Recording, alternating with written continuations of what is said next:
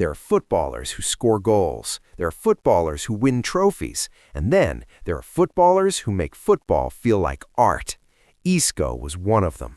He wasn't the fastest, he wasn't the strongest, and he didn't dominate the game with pure physicality. But when Isco had the ball, everything slowed down. One touch, one turn, one body feint, and suddenly an entire defense was broken. He was the kind of player who made people fall in love with football, a magician between the lines, a player full of imagination, flair, and beauty. But for someone so gifted, why does it still feel like football never truly got the best possible version of Isco? This is the story of Isco's greatness and why he may also be one of football's most painful, wasted talents. Some players learn football. Isco looked like he was born understanding it. From the beginning, everything about his game felt natural.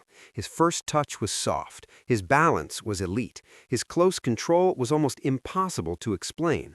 Even in crowded spaces, Isco never looked rushed. He always seemed calm, comfortable, and in control.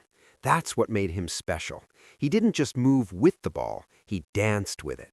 A small turn, a quick drag back, a sudden body feint, and just like that, he could escape pressure or completely embarrass defenders. In a game that was becoming faster and more robotic, Isco felt different. He played with personality, with creativity, with soul, and that's why he was so beautiful to watch.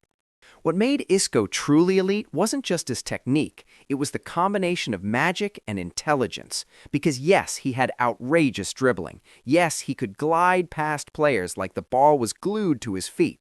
But Isco was much more than just a flashy player. He understood the game on a very high level. He knew where the space was. He knew when to slow the tempo down. He knew when to accelerate. And he knew exactly how to receive the ball in dangerous areas. That's what made him so difficult to defend. He didn't just beat defenders physically, he beat them mentally. Every touch had purpose. Every movement opened space. Every turn created confusion. And when he was in rhythm, he could completely control the flow of a match. That's a rare quality. Because some players play in the game, Isco made the game move around him. At his peak, Isco wasn't just entertaining. He was world-class, and nowhere was that clearer than at Real Madrid. Now think about how difficult that is.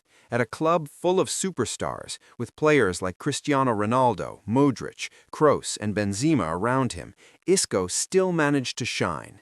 And not just in easy matches, he performed on the biggest stages, in high-pressure games, in moments where only elite players survive. That tells you everything. Because Isco wasn't just a player with pretty highlights, he was a player who genuinely improved the team. He gave Real Madrid more control, more creativity, more composure under pressure, and more elegance between midfield and attack. He was the connector, the artist inside a machine full of winners.